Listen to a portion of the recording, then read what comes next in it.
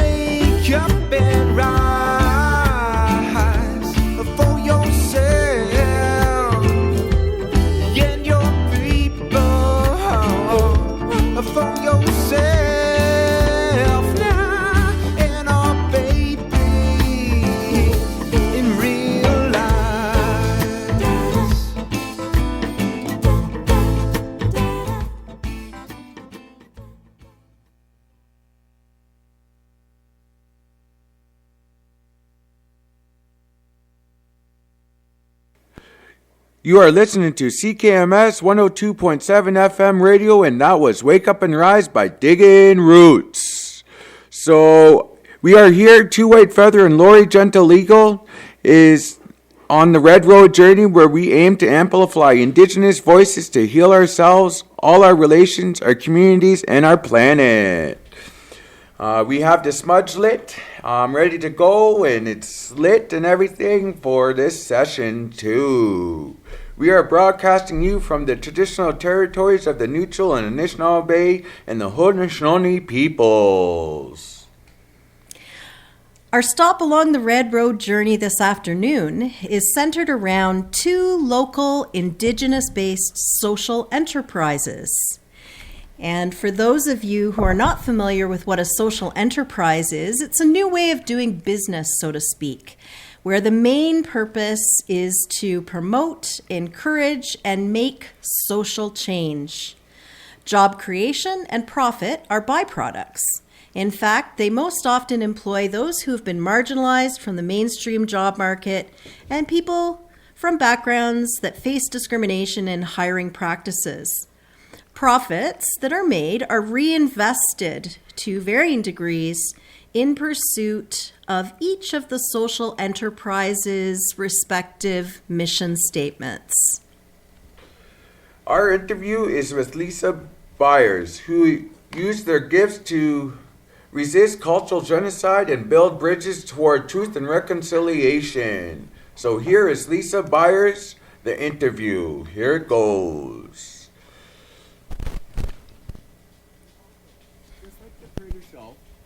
Turtle, a Aromatherapy and Accessories is a social enterprise. We met Lisa Byers at a recent Indigenous art market, and she shared something very, very special with us that day. So welcome, Lisa, and regrets for agreeing to meet with us on the Red Road Journey radio show. Can you introduce yourself to our listeners? Bonjour, thank you so much for inviting me. So my name is Lisa June Byers. I'm Ojibwe. My grandmother lives in Red Lake, and she's a member of the Wabascan in northwestern Ontario. So, that's me. The LJ Turtle Aromatherapy started in 2014, so I am a certified aromatherapy health professional. And 4 years ago in 2021 is when I started the social enterprise. I've named it now, so it's called Mitigomin Social Enterprise, and Mitigomin being the Ojibwe word for acorn. That's very interesting, and I love that word for acorn. That's amazing that you input that within your description of your enterprise. So that's amazing. So thank you. So this one, like I said previously, there's a few questions within. So I'll ask one question per time so it doesn't get confusing. So can you tell us about the story behind the homemade wool felt acorns? Well, the story behind them is I've been making them for quite a while. They pair with aromatherapy. So the wool felted ball is very absorbent. It comes from sheep's wool. It's originally roving, so it's just the fluffy stuff that you shave off the sheep. And you've seen them. They come colored, so then the processors will dye them. And then it's wet felted to make it into a ball. And then in the fall, I go foraging for the acorn tops. My friend drills the hole, and then I do the assembly. But back in 2021, we all remember in May when we heard about the 215 unmarked graves at the Kamloops site of a residential school. And it was really shocking. I mean, those of us who know that this is not new, but the way it hit the mainstream media and news outlets, that people were really paying attention. And at that time, I was already supporting the Woodland Cultural Center, so that's where the funds are going, proceeds go, and they're located in Brantford, Ontario. And on their piece of land is standing one of the last standing residential school buildings. So they're renovating it, and in that year, in 2021, that was their last year raising funds for what they called the Save the Evidence campaign, which makes very much sense, right? So the building is being restored, and that year alone I was able to donate $15,000 directly to that project, selling I think it was 2,400 of the little acorns. So you can imagine my little hands. I made all of those that year, right? Oh my goodness. The impact was quite great, and I just wanted to do more, right? So when I heard about the unmarked graves, I mean, it still shakes me. I'm still getting the goosebumps, right? Because it's like, and there's so many other locations, as we've learned over the last 4 years. And my connection for it was I lived in Brandon, Manitoba, and there was a residential school building there. And I think in the late 90s, my sister and I got into it. We snuck into it, and it was an eerie feeling. I mean, I wouldn't say it was decrepit at the time. It could have been renovated and restored, much like the woodland is being restored. But I think back then, it wasn't on their radar, because we're talking about the late 90s, right? And when I went back, because I wanted to bring a camera, digital wasn't really a thing back then. I don't even think cell phones were, but never did. And then when I started this project, I was doing research because I was interested. Where are the other buildings? What has happened to all the other residential school buildings? And that one has been torn down, paved over, and now is a trailer park. So if there were any unmarked graves, how are we ever going to find them? Through cement, through people's trailers, like if you're doing that, whatever they do, that testing without actually digging. I mean, I don't even know that you can do that. So that was heartbreaking. And I also know about the residential school in Burdle. It actually went up for public sale. I don't know how it got out of the hands of the government, but a private person lives in it right now, which is extremely upsetting for the Indigenous community that lives around there and have to drive by this building that was traumatizing for them for so many years. So it's near and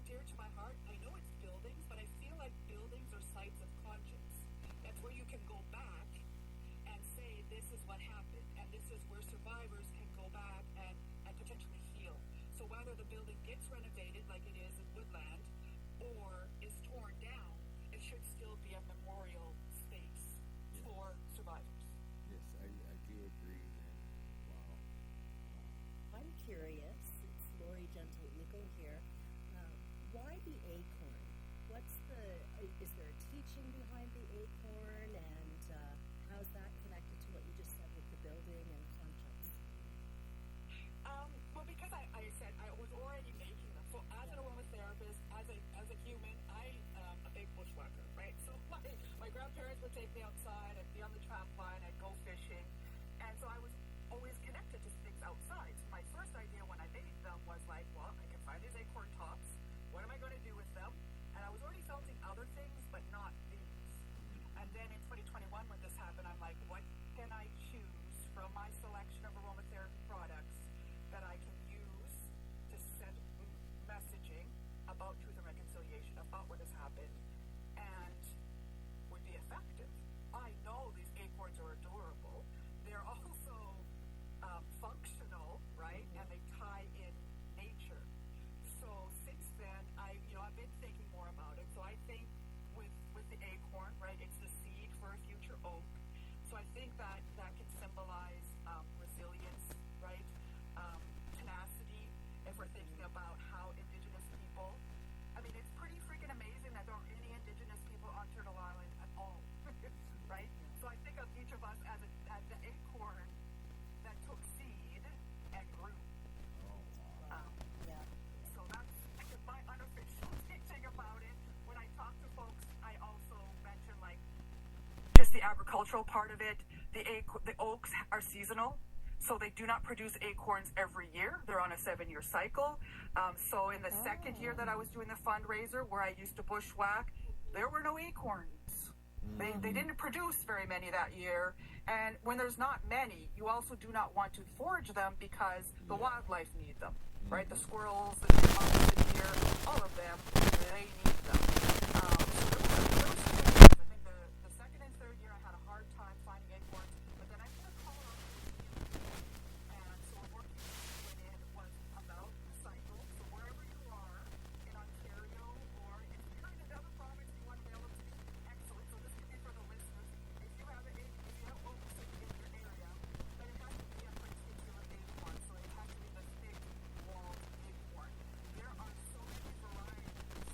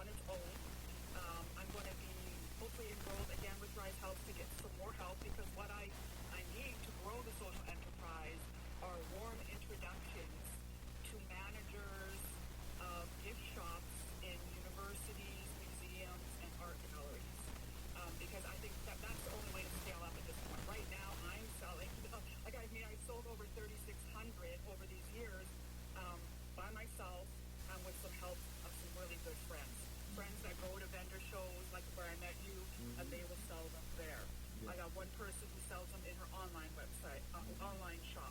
And then the museum here in Guelph, the Guelph Civic Museum, does carry them, but they aren't going through very many, right? So ideally, I need those introductions. I tried in 2021 because I was just full of B&B back there, and I was sending out samples and letters, and nothing came of it. And then I kind of gave up on that, and I just focused on the making, because in that second year I got some help with the making, so I employed a couple of youths to help with the crafting. I think I'm going to do that again this year because I feel this is my year. I feel like 2024 is a good year. Yeah. This program has taught me so much. I'm talking to you folks about this, so I'm going to start get those wheels moving, to get some crafters making again. And there's a couple of Indigenous social service agencies that I'm going to reach out to see if there's community there that would like to partake, because I do pay. There's enough money within the cost of the acorn. You can make $1 an acorn making them, and you should be able to make at least 20 in an hour. So I thought that was a good, good wage. But I don't really need help with that. I'm pretty sure I can find that. It's the warm introductions, or if you have a gift shop in your city and in your area, and you know they're allies, because that's the tricky part too, right? Because everybody's website has the land acknowledgement, but are they actually allies? Yeah. Right. I don't want my product someplace where they don't know anything about truth and reconciliation. It's news to them. Their head has been in the ground for the last however many years. So that's really the help I need at this point to grow the social enterprise. If people want to buy, of course, that's amazing too. I can give you the website link that people can go on and purchase, and then I pop up here and there. This Saturday, the Healing 7 Generations is having an event, so I'll be there with the acorns.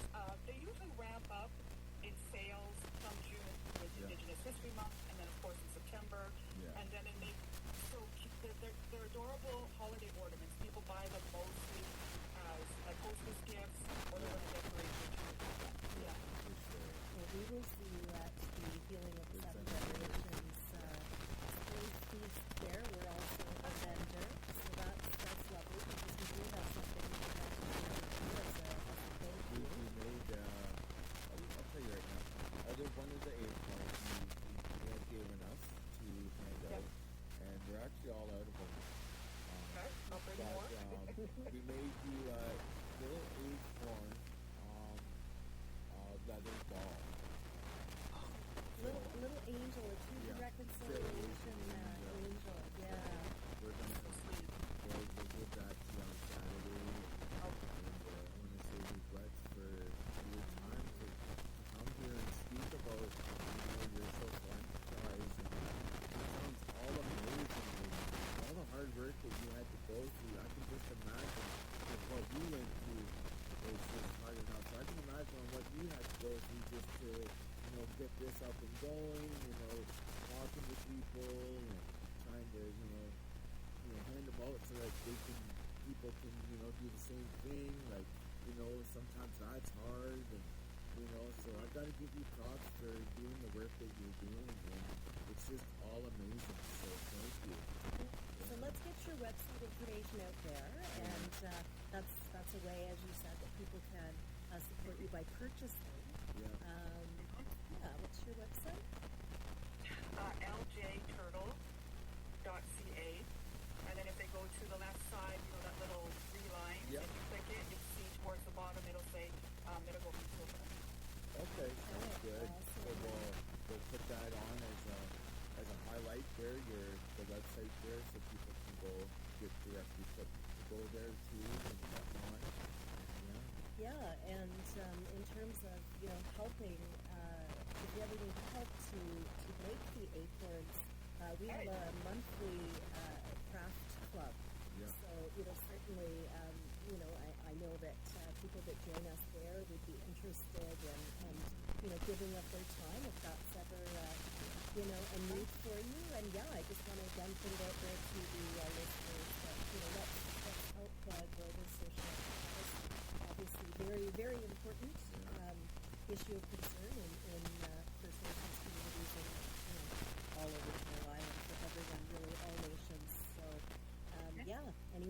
listeners out there, if you're connected to the arts community, the museums, etc., as Lisa mentioned, let's get some help. Yeah. Sounds amazing. I'm going to take you up on your offer. We'll talk more on Saturday, and we'll figure out when we can get together and just get started and see where we end up. Yep. Sounds good. Thanks again for your time. Wonderful. Yeah, thank you. And best of luck to you. Thank you so much.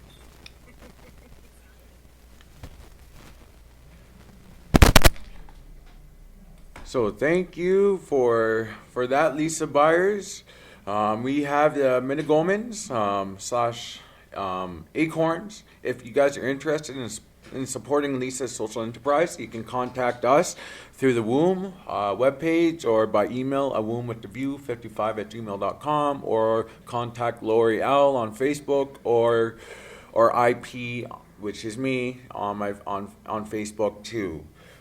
So our song for today is 500 Years by Rhonda. And this is some of the songs that Lisa had picked out. So here we go. 500 years ago, across the sea they came, invaded our land, took away our home. Mother shared a story, cut her hair and braid, punished child for speaking Cree. Why were they so mean? Tell me how. Tell me now. How do I stop the hurting, the haunting, and the pain? 500 years, 500 years. The stories make me cry. People suffered so, stolen and abused. Genocide was here. Where have they all gone? Sisters, brothers, friends, souls of beauty, each one, all loved. Tell me how. Tell me now. How do I stop the hurting, the haunting, and the pain? Tell me how. Tell me now. 500 years, 500 years.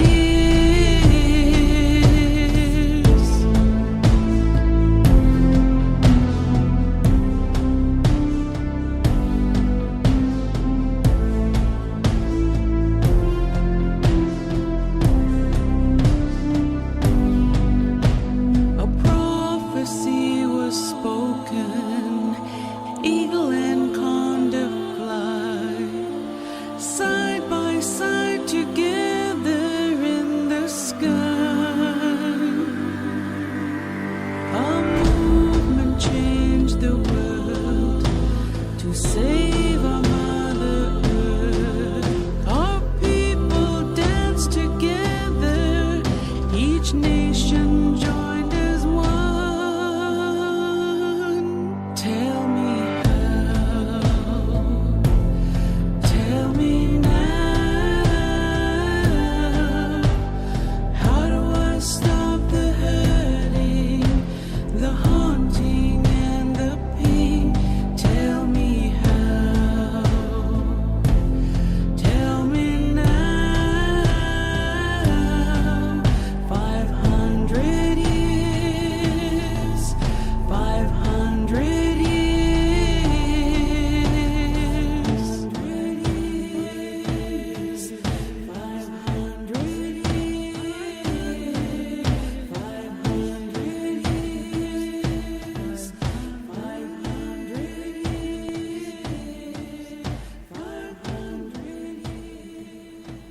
So that was 500 Years by Rhonda Head.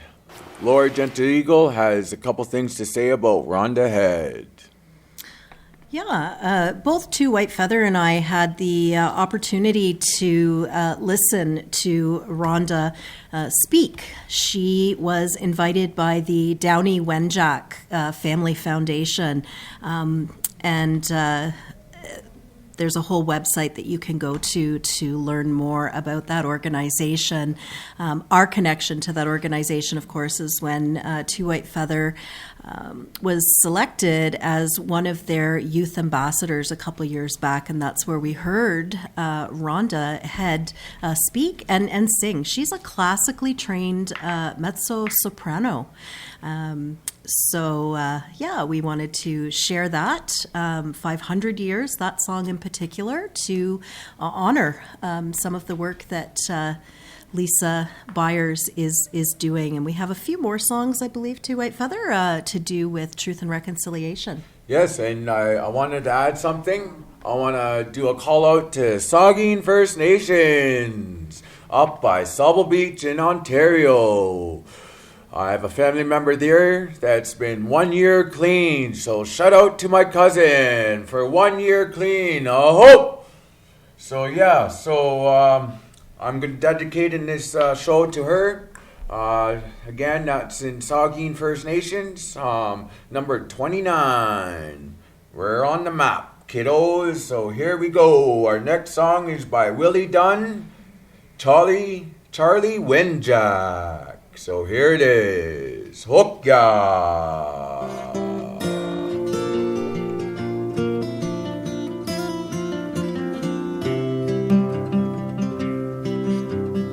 Walk on, little Charlie, walk on through the snow, heading down the railway line, trying to make it home. And he's made it 40 miles, 600 left to go.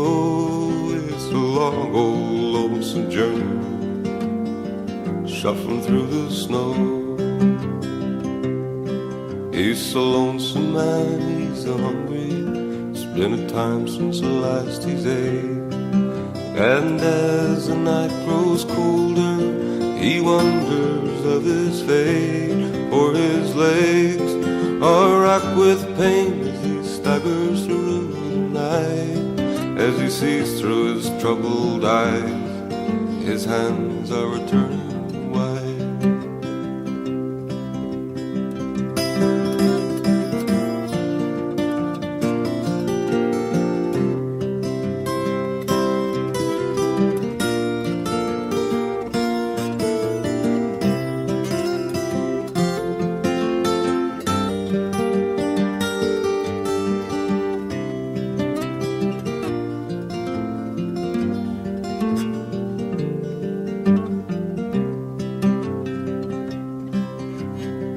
Lonely as a single star in the skies above.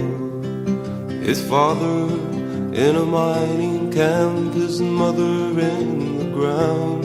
And he's looking for his dad, and he's looking out for love. Just a lost little boy by the railroad track, heading homeward bound. Is that the great Wendigo come to look upon my face? And are the stars exploding down the misty aisle of space? Who's that coming down the track, walking up to me? Her arms outstretched and waiting just for me. Walk on, little Charlie, walk on through the snow, moving down the railway line, trying to make it home. And he's made it 40 miles, 600 left to go.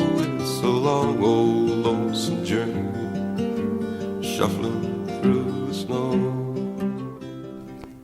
So that was Willie Dunn, Charlie Wenjack. We got Lori Gentle Eagle going to say a few things. Yeah, so Willie Dunn was a Canadian singer-songwriter, a film director, a politician.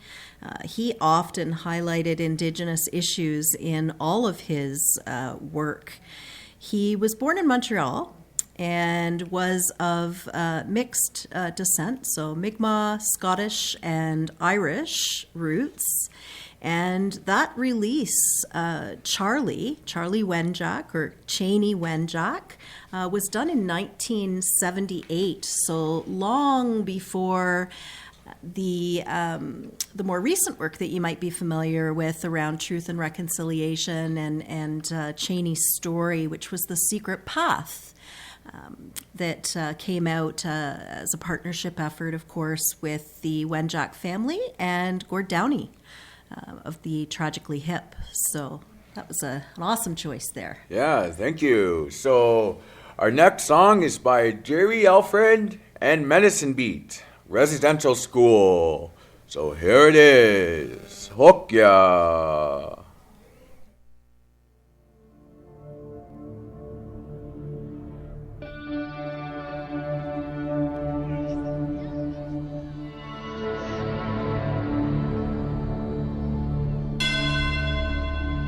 About a time in our life when a lot of us weren't ready for schooling or understanding the new language that was coming in on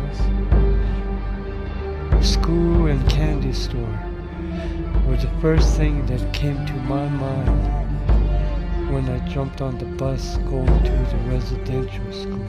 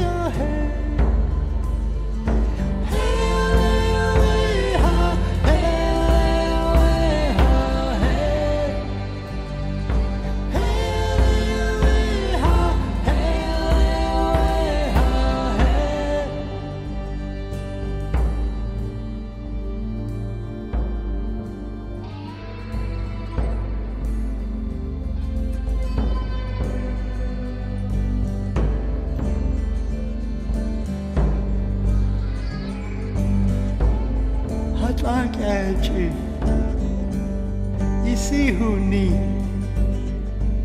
Ui ni du song inge So thong ling A chan dan chan So ni ye ni Ishi de indo e ju ni A jataga A tonji tsing ni So thong yi o chi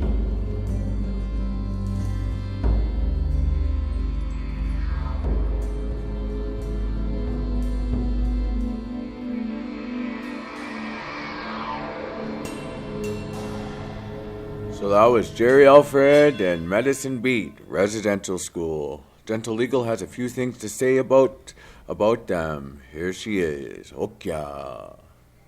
Yeah, one of the things that both Two White Feather and I learned is that Jerry Alfred is, or was, rather, a residential school survivor, and that song is his response to the experiences that he had. And some of what you heard at the end there, forgive me if I'm not pronouncing this correctly, but was done in the Tachoni language. And Jerry Alfred, his gift is that he was a keeper of the songs from birth. So that's his gift and ability that we've amplified today. So thank you for that as well. So, yeah. So, thank you, Gentle Eagle. And our next song is Reservation Dogs. Hook Ya by Greasy Fry Bread and Pumpkin Lusk. So here they are. Hook Ya.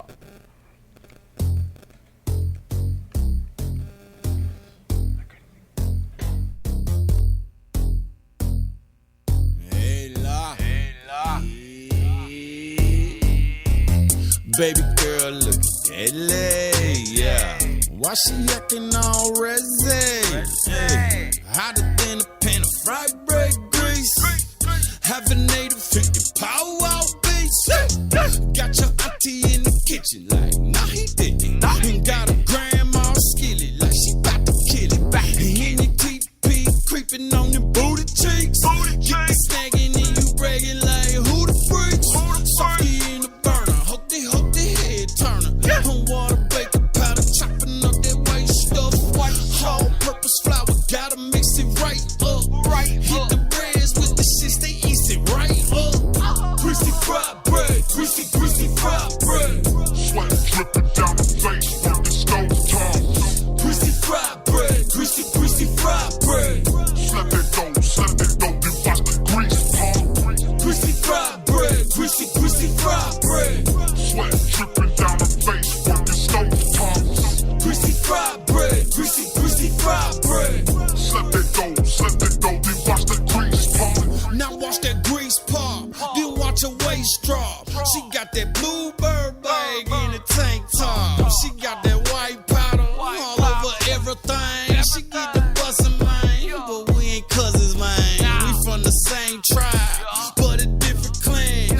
She my red bunny, and I'm a red man. She love my tattoos and my two braids. Fried bread money at the Creek Fest, getting paid on that. Greasy fried bread, greasy fried bread.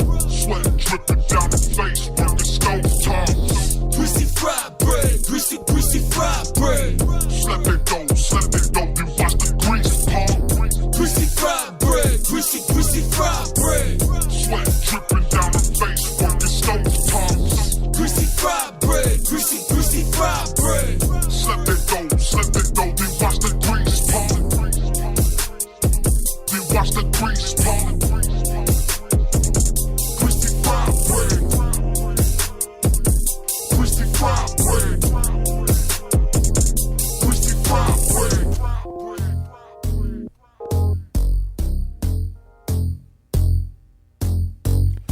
Hook Ya. Sweat dripping down her face, working stove tops. Hook yeah. So there was Greasy Fry Bread by Reservation Dogs. Hook yeah. So there's a call out from Judy from Saugeen First Nations. Wanted to congratulate her daughter on her 1 year sobriety. Hook yeah. My cousin is on her way on the Red Road path. Hook yes. Much love to you, cuz. Much love. Your mom loves you. Your kids love you, and everyone. So you got a lot of people on this path that will always help you out, cuz. Much love. And congratulate you on your 1 year. And your mom wanted to say congratulations to you too. And so there's the call out for her. Judy's daughter. Hook ya. So that means, Judy, that you gotta make some fry bread. Some fry bread. Hook ya. Yeah. So, we got a question right now. Before we get into that question, to White Feather, we just thought we would take a little bit of time to touch on another social justice enterprise, which is the Creator's Shelf, our own therapeutic crafting venture that supports recovery, healing, wellness, and we aim to break down barriers in what gets recognized as art. In quotation marks, of course. We said this before throughout our many shows now that we believe everyone, regardless of abilities, is gifted. Gifted by Creator with creativity, right? Which is really about finding a way to express your divine spark. And it's certainly been a way that Creator speaks to both To White Feather and I. So when we're crafting, as part of the Creator's Shelf programming, we turn to Mother Nature, who blesses us with her gifts, or we repurpose items. And as To White Feather says, we give new life to what is in us and around us, so nothing is ever discarded. Right? The Creator's Shelf, you can find us at markets. We have an online shop on our Facebook page while we're waiting for the storefront, which will be a part of A Womb with a View Healing Grounds. We have that monthly crafting club, and it's free. All abilities, all nations, so you can come on out. We just had one, actually. It was our bingo night. We created 7 grandfathers bingo kits, but there will be more, one every month. We do workshops. So if you're looking for a creative workshop for kids or maybe even adults, because we all have those inner children that need to be heard, we're available to do that. And we absolutely love to feature people on the Creator's Shelf. So if you are an artist or a creator, crafter, whatever, and you'd like to be featured through the Creator's Shelf, contact us. Okay, and then I know, To White Feather wanted to touch on a little piece here. So we did get a question prior to us coming in. So we actually had someone ask, what has Indigenous crafting done for you while on the recovery path? Wow. Now that's a very, very amazing question that this person had asked us. So crafting really helps me reconnect to the culture, because with our crafting,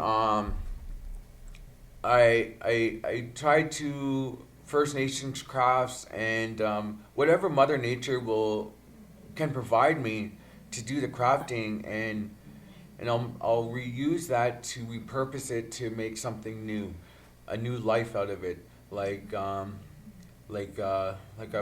We had a call out. It's like my cousin, she was on the path and off the path, and then she got a second chance at life. So it really I can relate to it a lot with my crafting because I get the teachings. I'm whatever I craft, I'll look up, what that meant, what came to me, what all that meant with the teachings and whatnot.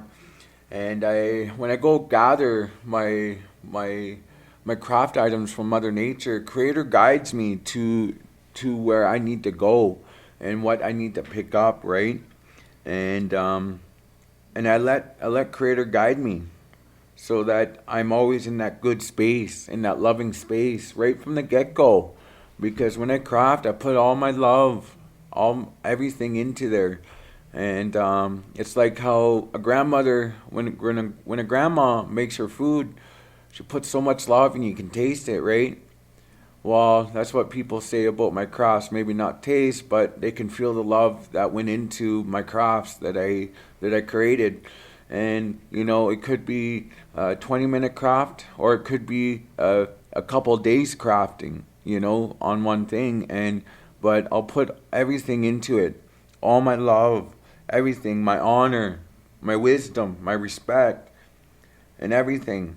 And how it all started off to begin with was woodworking. And my dad, Eggman from Saugeen First Nations again, a.k.a. Kerry Petonaquit. He passed in 2014 and June 4th. And, he worked with wood a lot. And I was able to work with my hands. And that's how I got taught better, right? And so to this day, I still work with wood. And that's how it sort of started off, was reconnecting with, someone that I loved, that I looked up to, that I could still do work through him, if that makes sense, right? And like I say, I learn and express myself by doing things hands-on, in person type thing. And, when we make our crafts, we don't really care about the money. I more care about, is the person going to take care of it? Is he going to cherish it? And, if we do a trade, that's very fine to me. And usually, sometimes I'll just give away my crafts too. If you don't have enough money and you really like it, it's yours type thing, right? And when I first picked up crafting after the wood making, I started beading. And Gentle Eagle thought, oh my gosh, this is going to be, crazy. But, long story end, I beaded for 10 hours and I was really calm, stressed. I was not stressing out, nothing. And, I sat there for 10 hours and I didn't realize I sat there for 10 hours. I looked up and it was 10, 11 o'clock at night. I'm like, holy shit. I actually beaded from 12 o'clock in the afternoon until about 11 o'clock at night. Like, oh my goodness, eh? And, the thing with my beading is I'll put a spirit bead in there too, eh? And Lori will touch base on that a little bit there. And the spirit bead is, it's for the spirit.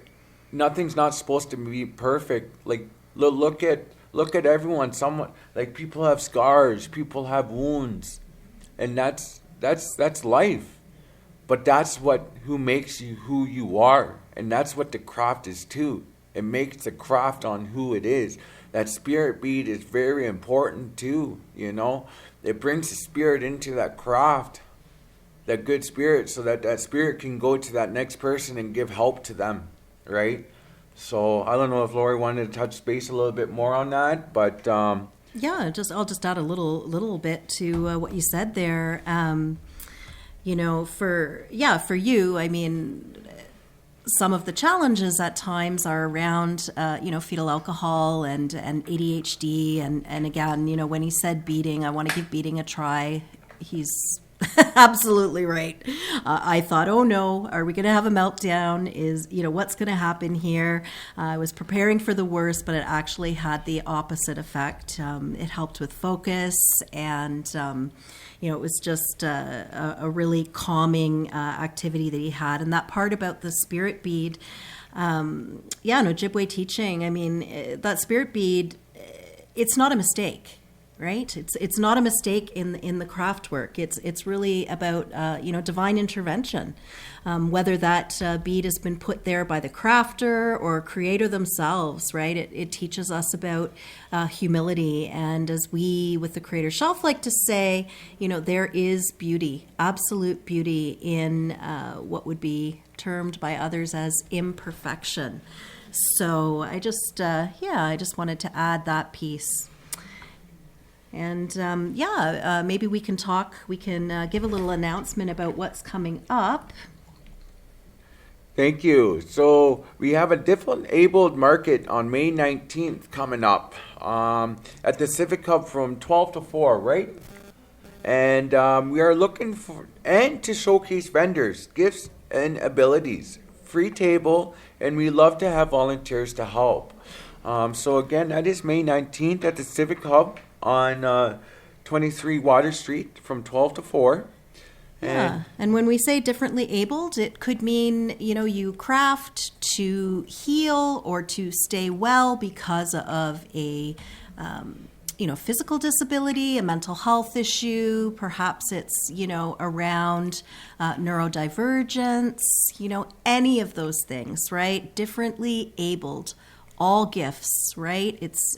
We'd love to have you out, like Two White Feathers said, as either a vendor or a volunteer. That would be awesome.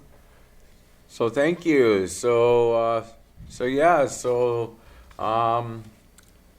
That's our show for today, and thank you for coming out and supporting us and listening. And again, I want to do another shout out to my cousin, Judy's daughter, for being a 1-year celebration. So, hook ya! Chi McWitch.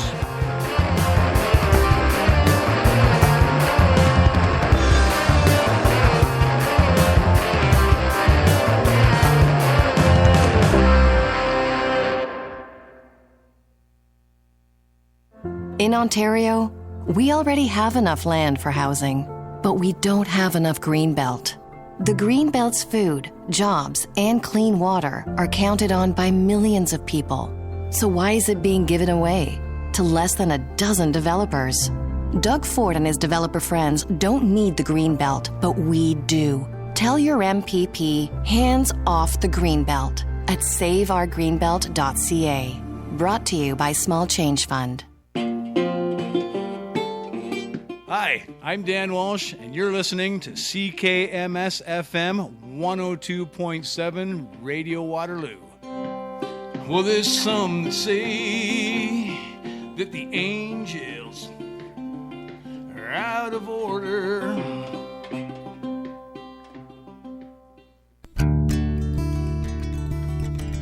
Hi, this is Steve, and you're listening to CKMS.